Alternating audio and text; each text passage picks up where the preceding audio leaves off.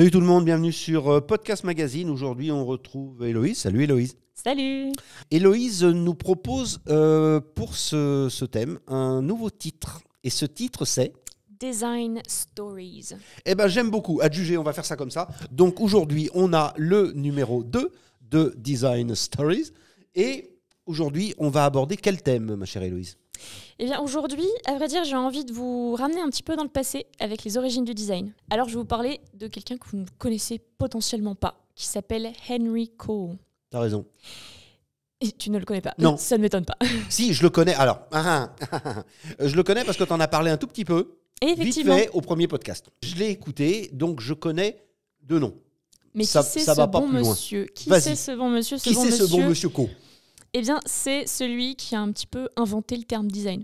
D'accord ? En 1849, c'est lui qui a écrit une sorte de journal D'accord. et il l'a nommé Journal of Design and Manufactures.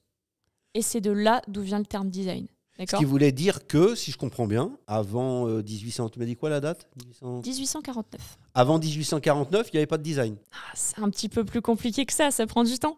Mais c'est un peu là que c'est parti. D'accord. Et pourquoi créer le design ? En fait, je vais introduire un certain nombre de notions qui sont importantes dans le design. Mhm.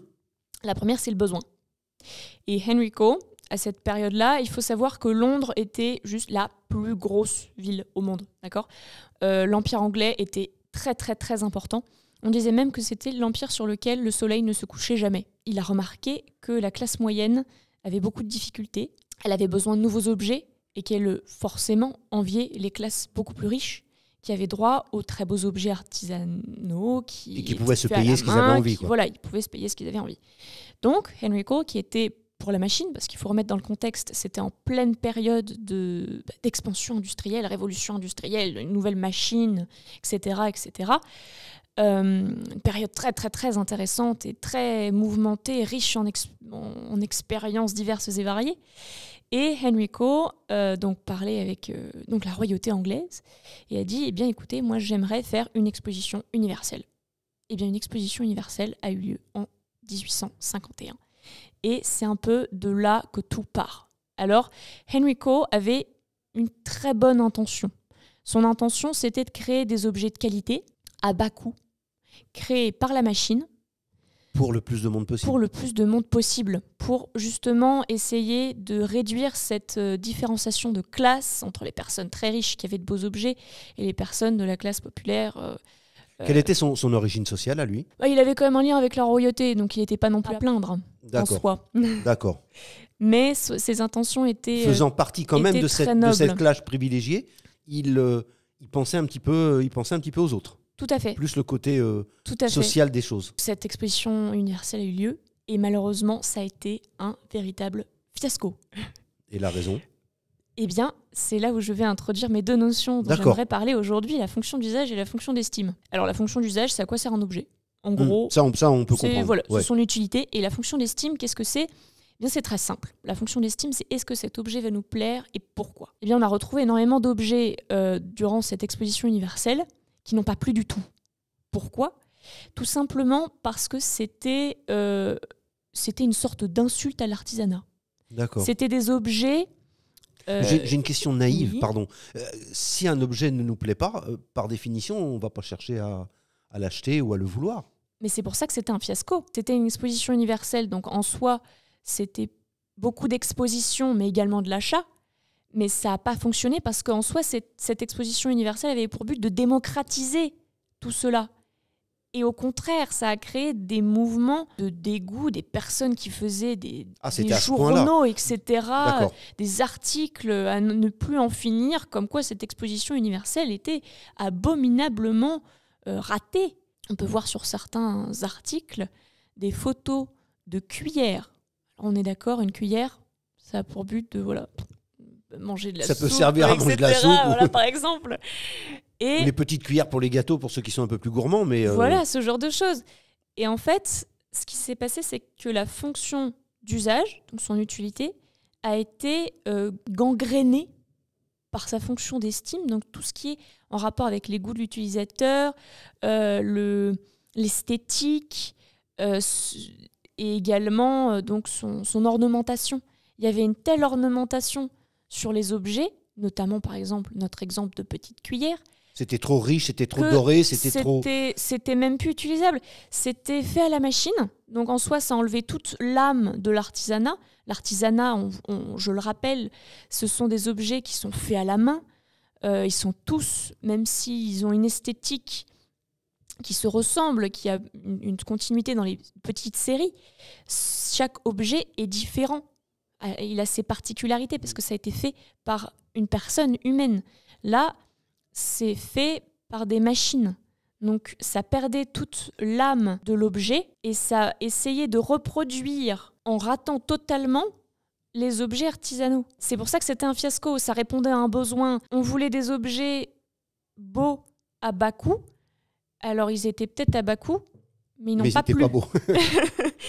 Mais ce qui était quand même surprenant, c'est que ça arrive sur un ou deux objets, à la rigueur, d'accord, on peut se tromper. Mais d'après ce que tu me dis, quand tu parles de fiasco, c'était le cas de presque la totalité des objets.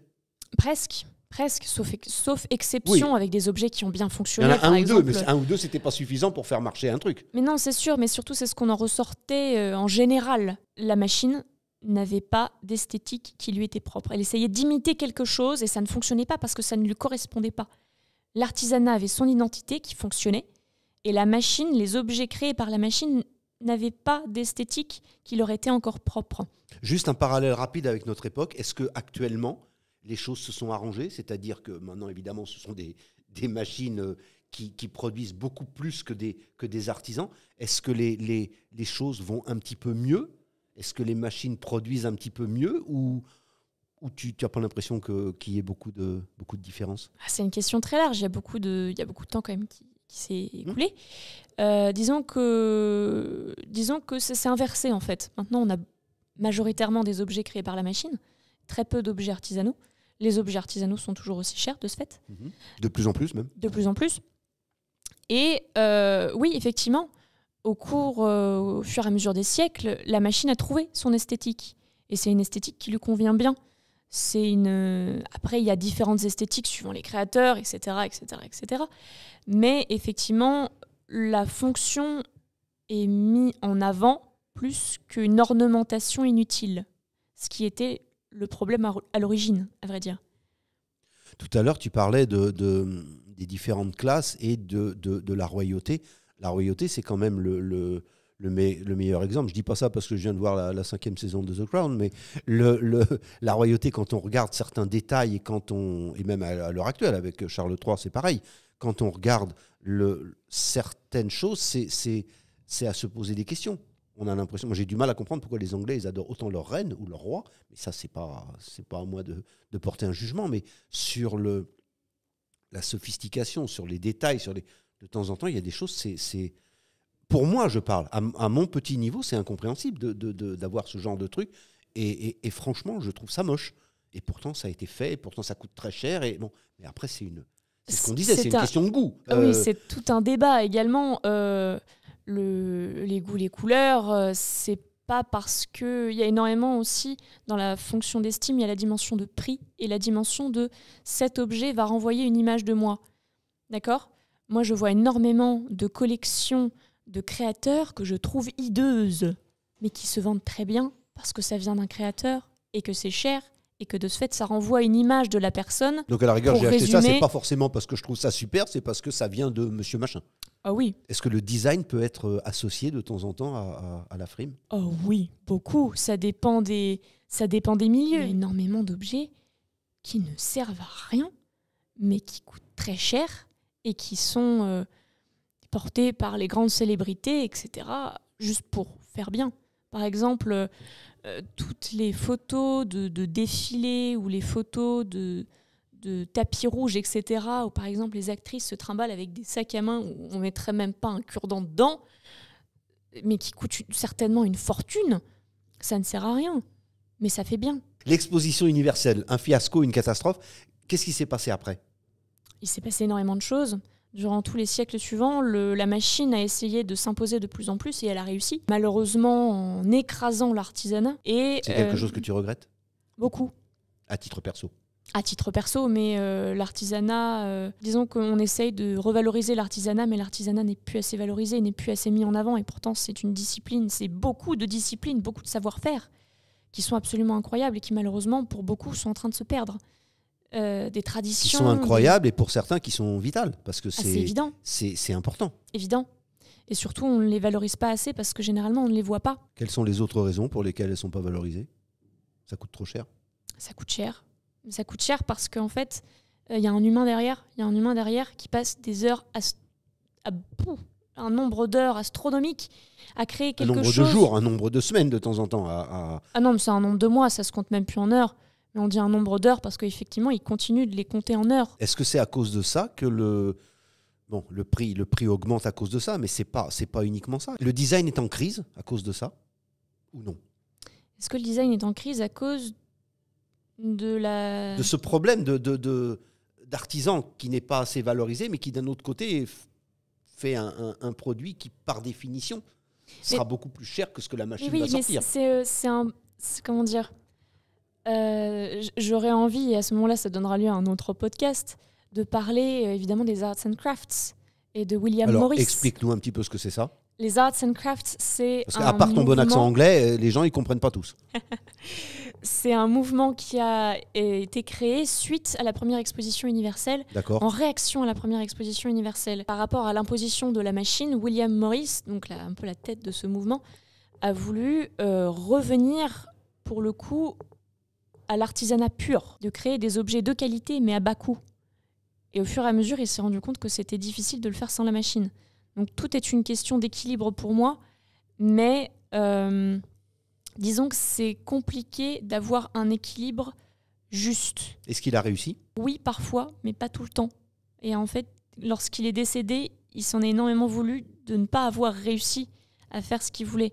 Mais c'était un objectif tellement incroyable que c'est difficile de l'atteindre. C'est difficile de l'atteindre. Et ce que je regrette maintenant, surtout, c'est d'avoir énormément d'objets industriels qui ne durent pas dans le temps, qui n'ont pas pour but de durer dans le temps, justement, et d'avoir, d'un autre côté, à cause de leur mauvaise fabrication, notamment mais pas que. Pas que, un énorme côté de marketing. C'est pas rentable pour les industries de créer un objet qui va durer 15, 20, 30 ans et de ne pas en racheter entre-temps, plutôt que de créer un objet qui va durer 3-4 ans et de devoir en racheter. Est-ce qu'on pourrait dire que, sans être spécialement méchant, est-ce qu'on pourrait dire que le design crée le besoin? Je m'explique. Le design crée constamment des besoins. On parlait de l'iPhone tout à l'heure. Est-ce qu'on a vraiment besoin qu'il y en ait un tous les ans? Non. Mais Apple en a besoin. C'est évident. Ils ont réussi à créer ce besoin.